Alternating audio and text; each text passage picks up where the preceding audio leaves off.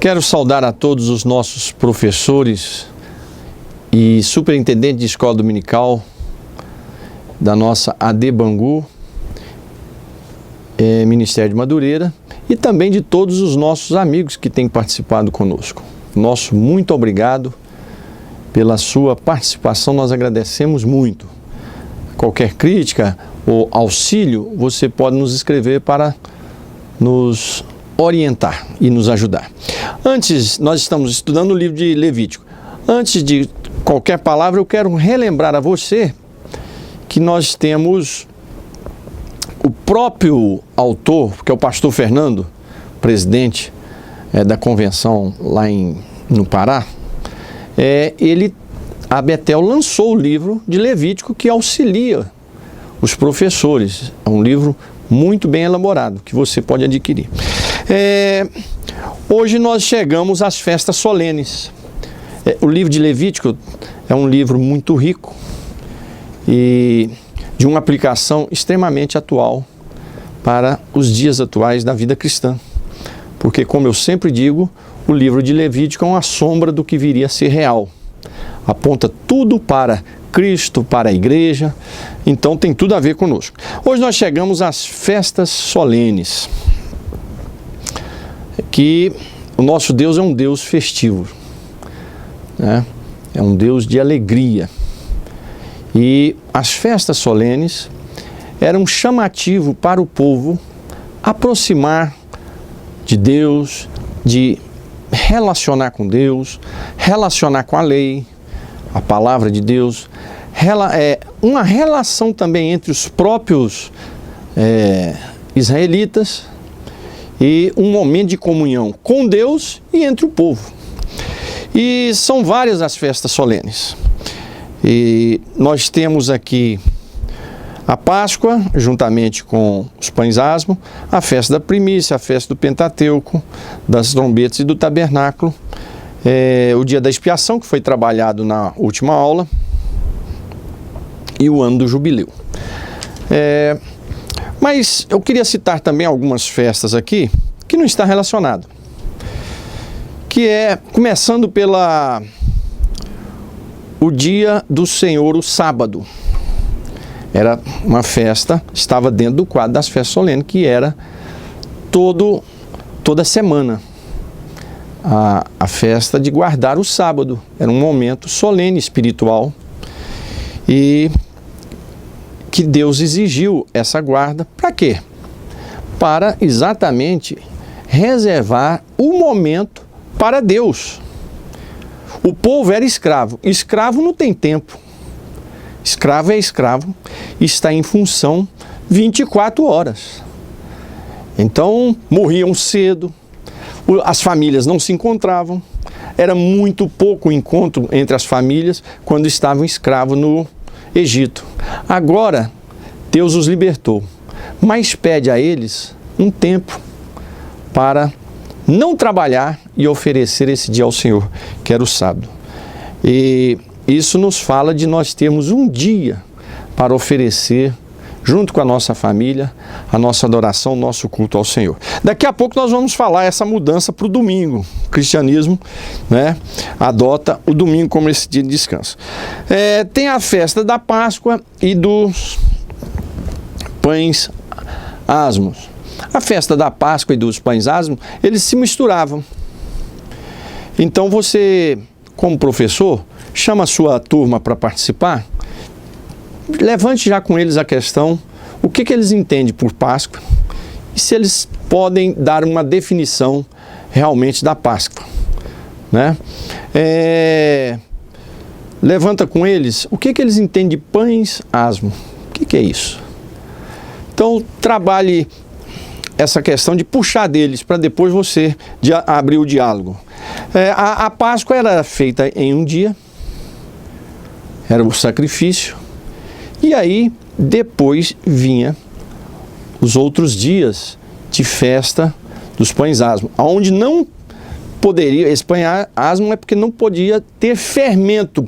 Durante aquele período de uma semana, não se poderia comer nada com fermento. Não podia ter nada de fermento dentro de casa. Qual é a mensagem disso? é de santificação, de uma vida pura, de uma vida separada para Deus.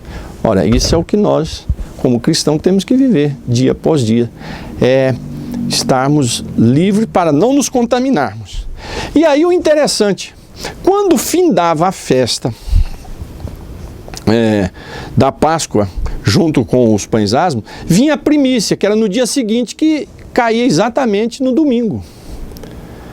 As primícias era o recolhimento dos primeiros frutos, eram trazidos como oferta ao Senhor, em gratidão a Ele, porque Ele é o produtor de todas as coisas. As primícias é uma profecia da ressurreição de Cristo. A Páscoa é o anúncio da morte de Jesus. E as primícias é a profecia do surgimento de Cristo. Por isso que aí o cristianismo transforma esse dia do Senhor, do sábado, para o domingo. E aí você vai ver os textos na Bíblia, aonde começa a ser citado no dia do Senhor, que era, quando se refere no Novo Testamento, o dia do Senhor é o dia que Ele ressuscitou. Então acontecia a chamada festa ágape, que era a reunião da ceia, semanalmente, exatamente no dia da ressurreição do Senhor. Lá no Apocalipse fala desse dia do Senhor, estando eu no dia do Senhor, ele recebe a revelação, né? A Bíblia cita textos em Atos sobre o dia do Senhor. Agora nós temos também a Páscoa, a festa dos pães asmos, que é uma festa só, elas se entrelaçam. Por quê? Porque é uma semana de festa, porém o dia da Páscoa era no primeiro dia, aonde era sacrificado o cordeiro. A Páscoa aponta para quê? A morte de Cristo, o cordeiro sendo sacrificado, a libertação do povo lá do Egito, o derramamento de sangue, o sangue sendo colocado nos umbrais das portas. Tudo isso apontava para quê? Para o sangue de Cristo sendo derramado na cruz. Por isso que João disse: eis o Cordeiro de Deus que tira o pecado do mundo. Então a Páscoa relembra a libertação do Egito e ao mesmo tempo aponta para a morte de Cristo, nos libertando do Egito, o mundo, né? E nos conduzindo para uma promessa, uma nova promessa, a terra da promessa. Junto com a festa vinha em seguida já a festa dos pães asmos, que era o que é esse pães asmo? Você levanta os dois temas com os alunos. Faça eles dizer o que eles entendem por Páscoa e o que soa para eles esse nome pães asmo. Após você levantar isso com eles, aí sim você abre o diálogo, a orientação. Os pães não tinham o quê? O fermento. Nesse período não se comia nada com fermento, não se poderia ter fermento dentro de casa. E não se comia nada com fermento. Isso apontava espiritualmente para quê?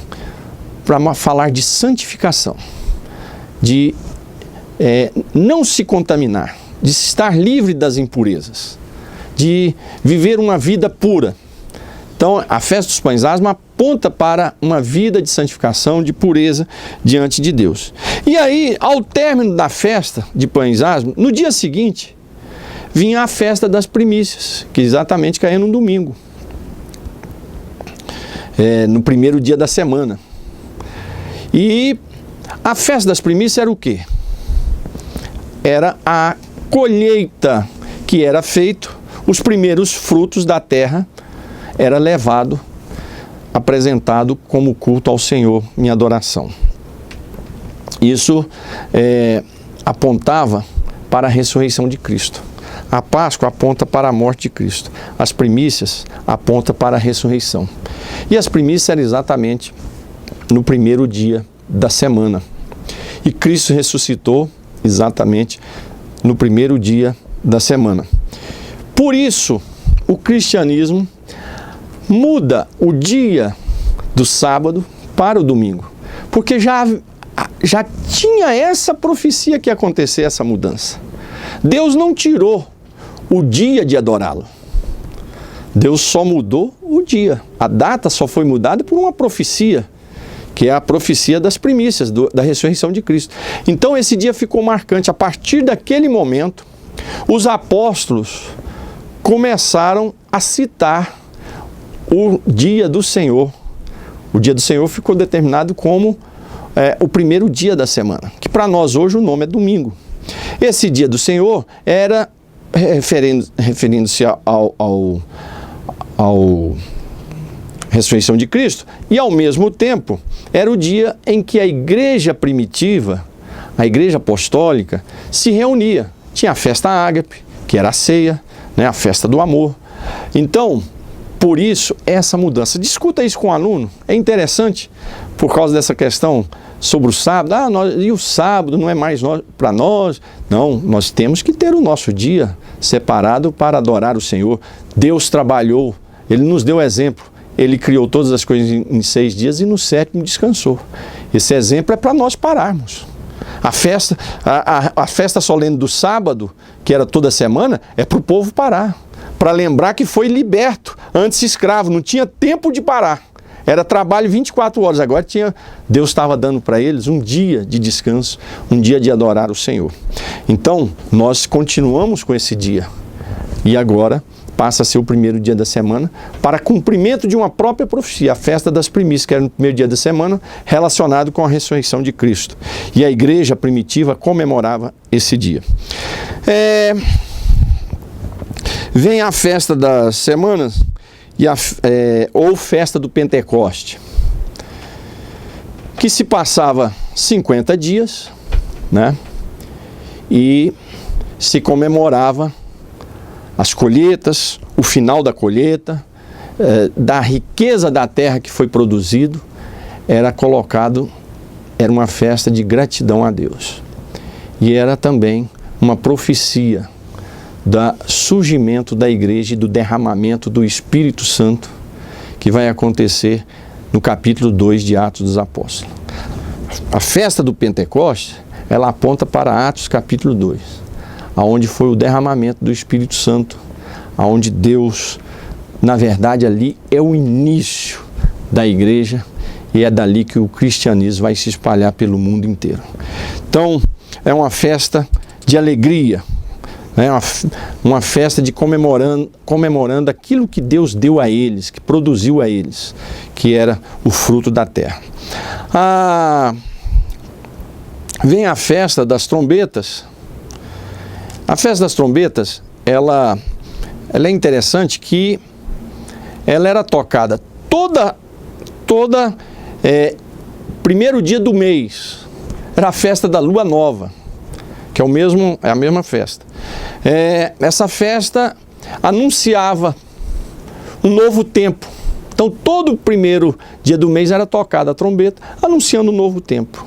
Ao mesmo tempo, essa festa da trombeta aponta para o novo tempo que nós teremos quando as trombetas soarem e nós formos transformados, os que morrerem ressuscitados e arrebatados com o Senhor nos ares e para estarmos eternamente com Ele. Então, essas trombetas já anunciavam daquele dia maravilhoso que vai ser o toque das trombetas, aonde nós seremos arrebatados. Vem a festa do tabernáculo. Essa festa me parece ser tão gostosa e interessante. Essa festa, ela apontava para que o povo nunca esquecesse da onde Deus o tirou. Irmãos, muitos dos nossos pecados, muitas das nossas rebeldias, muitas pessoas rebeldes dentro da igreja, elas cometem esse tipo de pecado. Os nossos pecados dentro da igreja começam a surgir porque as pessoas começam a esquecer de onde Deus os tirou. Discuta isso com o seu aluno.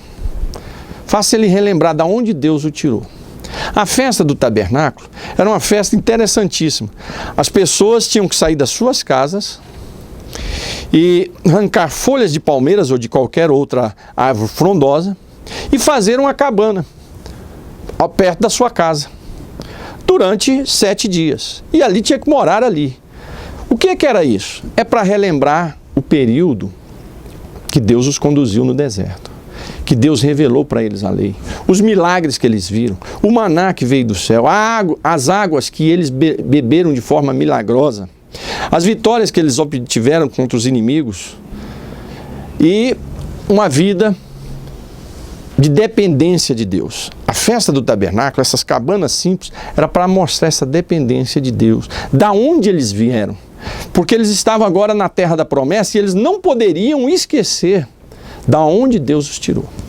A maioria das rebeliões, de crentes rebeldes,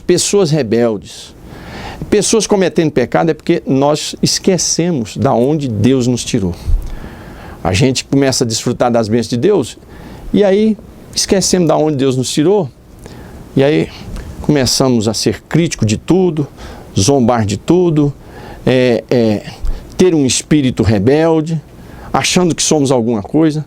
Então o tabernáculo, a festa do tabernáculo, essa festa interessantíssima de morar em cabanas durante 7 dias, feito de forma artesanal, nos lembra da onde Deus nos tirou e a dependência total dele. Discuta isso com seu aluno, enquanto eu e você tivermos a consciência da onde Deus nos tirou e temos a consciência da dependência sempre total de Deus, nós nunca vamos pecar contra o Senhor. Tem o dia da expiação, já foi trabalhado na última aula, né? Que era mais importante, que na verdade não era bem uma festa, era dia de tristeza, arrependimento, confissão de pecados. E vem aqui o ano do jubileu. O ano do jubileu. O ano do jubileu é uma coisa interessantíssima. De 50 em 50 anos, as pessoas que eram judeus, escravos, eram libertos. O que é isso, pastor? Mas tinha judeus escravos? Tinha. Porque dentro da lei, aquele que não pagasse a sua dívida, ele passava a ser escravo. Mas ele tinha um período, a cada 7 anos, ele servia 6 anos. No 7º ele era liberado. Mas também, nos 50 anos, na festividade de 50 anos, todos os que eram escravos tinham que ser libertos, sendo eles judeus. Então Deus não aceitava, a pessoa não pagou, tinha que pagar agora através do seu trabalho escravo. Mas ele tinha o dia da sua libertação, sua escravidão não era eterna. E no ano do jubileu também era feito isso.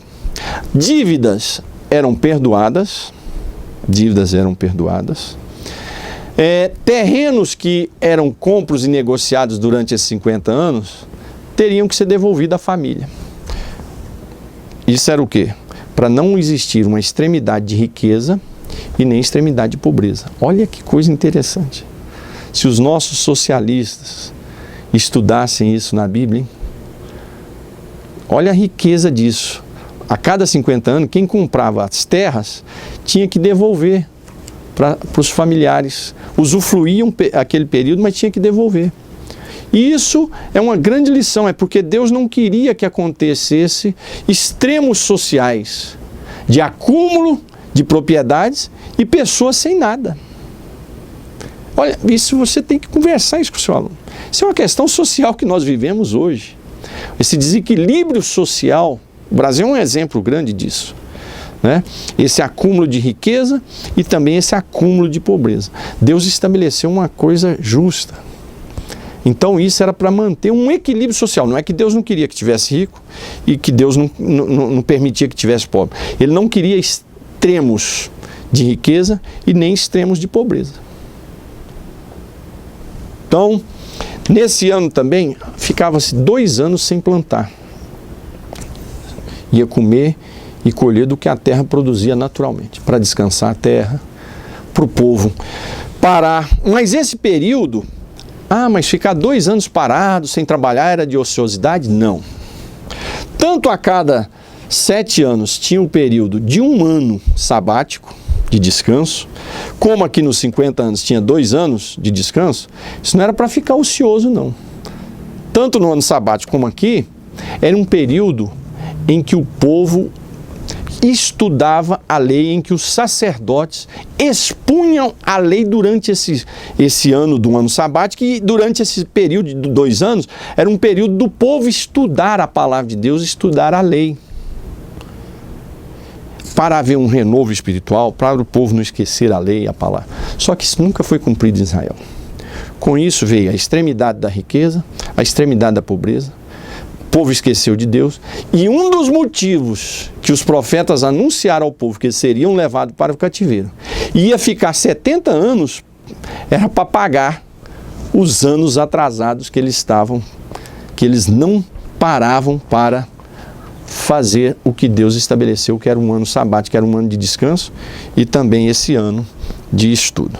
O ano do jubileu fala de libertação, fala de uma nova vida. O ano de jubileu aponta para Jesus, que veio trazer libertação da escravidão, que veio trazer uma igualdade espiritual, que veio trazer uma nova esperança e um ano de restauração para nós. Esse ano a gente já começa a desfrutar dele quando aceitamos Jesus e depois na vida eterna. Então, o ano de jubileu para nós, deixa isso bem claro com o seu aluno. Cristo é esse jubileu. Cristo é o ano aceitável do Senhor. Lembra dessa palavra? Esse texto que diz na Bíblia, o ano aceitável do Senhor, está se referindo ao ano do jubileu. Jesus leu esse texto de Isaías 61. Jesus, quando foi começar o ministério dele na sinagoga de Nazaré, ele leu esse texto. E ele diz, esse é o ano aceitável do Senhor. Esse ano aceitável do Senhor se refere ao dia do jubileu. Cristo estava anunciando que ele era o jubileu, que ele era o ano do jubileu para nós, nos trazendo libertação da escravidão, nos dando uma nova vida, nos trazendo uma vida de renovo, de alegria e a vida eterna. Então, é uma lição muito rica para se discutir as festividades, a alegria com o povo de Deus, que você desfrute isso com o seu aluno e que ele possa sair de sala de aula um aluno mais regozijante, um aluno com mais sede de adorar o Senhor. Deus abençoe você, muito obrigado pela paciência, que Deus continue abençoando a sua vida e o seu ministério.